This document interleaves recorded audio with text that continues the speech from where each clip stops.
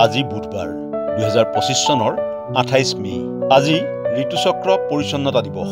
মহিলাৰ ঋতুচক্ৰৰ সময়ত ল'বলগীয়া সাৱধানতা আৰু স্বাস্থ্যজনিত বিধানসমূহ মানি চলাৰ লগতে এই বিশেষ সময়ছোৱাত পৰিষ্কাৰ পৰিচ্ছন্নতা আৰু স্বাস্থ্যসন্মত অনাময় ব্যৱস্থাৰ গুৰুত্ব আৰু প্ৰয়োজনীয়তা সম্পৰ্কে সজাগতা সৃষ্টিৰ উদ্দেশ্যে প্ৰতি বছৰে 28 মে'ত বিশ্ব ঋতুচক্ৰ পৰিচ্ছন্নতা দিৱস পালন কৰা হয়।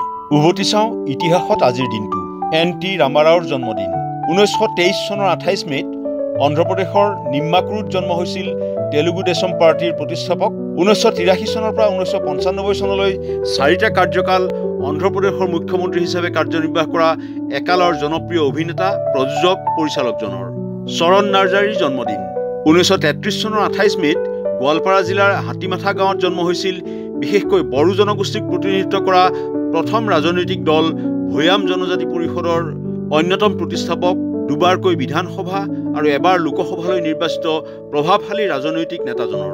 প্ৰথম ইনডোৰ ছুইমিং পুল মুকলি। 1742 চনৰ 28 মে'ত লণ্ডনৰ গুডমেন্স ফিল্ডছত প্ৰথমটো ইনডোৰ ছুইমিং পুল মুকলি কৰা হয়। বেগনিউ বা বাথ হাউচৰ অংশস্বৰূপ এই পুলটোৰ নিৰ্মাণ সাঁতোৰৰ ইতিহাসৰ এক উল্লেখযোগ্য পৰিঘটনা হিচাপে চিহ্নিত হয়। ভাৰতৰ নতুন সংসদ ভৱন উদ্বোধন। 2023 চনৰ 28 মে'ত প্ৰধানমন্ত্ৰী নৰেন্দ্ৰ মোদীয়ে ভাৰতৰ নতুন সংসদ ভৱন চেণ্ট্ৰেল ভিষ্টা আনুষ্ঠানিকভাৱে মুকলি কৰে। 2023 চনৰ 19 ছেপ্টেম্বৰত সংসদৰ বিশেষ অধিৱেশনৰ সময়ত এই নতুন ভৱনটোত প্ৰথমবাৰৰ বাবে সদনৰ কাৰ্যবিধি আৰম্ভ হৈছিল। এমনেষ্টি ইণ্টাৰনেশ্যনেলৰ প্ৰতিষ্ঠা।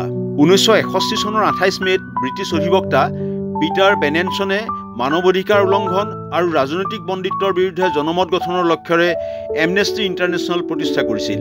1977 চনত এই প্ৰভাৱশালী মানৱ অধিকাৰ সংস্থাটোক শান্তিৰ নোবেল বঁটা প্ৰদান কৰা হয়। ভিঞ্চিৰ দ্য লাষ্ট ছাপাৰৰ পুনৰ প্ৰদৰ্শন।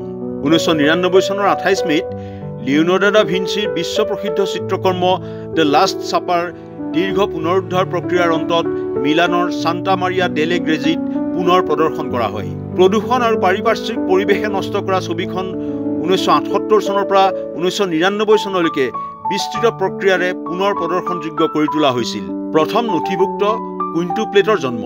1934 চনৰ 28 মে'ত কানাডাৰ অন্টাৰিঅ'ৰ এলজিৰ আৰু অলিভা ডিয়নৰ ঘৰত জীয়াই থকা প্ৰথম নথিভুক্ত কুইণ্টুপ্লেটৰ জন্ম হয়। 5টা একেধৰণৰ কেঁচুৱা এনেট, চেচিল, এমিলি, মেৰী আৰু ইভানৰ জন্মৰ এই অভূতপূৰ্ব পৰিঘটনাই সকলোৰে দৃষ্টি আকৰ্ষণ কৰিছিল।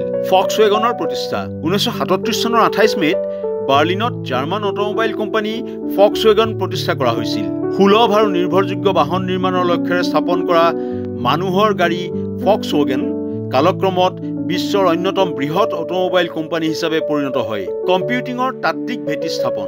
1936 চনৰ 28 মে'ত ব্ৰিটিছ কম্পিউটাৰ ইঞ্জিনিয়াৰ এলান টুৰিঙৰ গৱেষণাপত্ৰ অন কম্পিউটেবল নাম্বাৰছে আধুনিক কম্পিউটিঙৰ তাত্ত্বিক ভেটি প্ৰতিষ্ঠা কৰে। টুৰিঙৰ সাৰ্বজনীন যন্ত্ৰৰ ধাৰণাটোৱে কম্পিউটাৰ আৰু কম্পিউটাৰ বিজ্ঞানৰ বিকাশত গুৰুত্বপূৰ্ণ অৱদান আগবঢ়ায়। চিৰিয়াখানাত আবদ্ধ গৰিলা নিধন।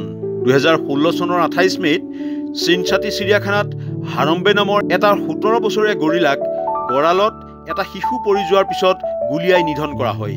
শিশুটিৰ বিপদৰ আশংকাত কৰ্তৃপক্ষই হাৰম্বেক নিধন কৰাৰ সিদ্ধান্ত লৈছিল।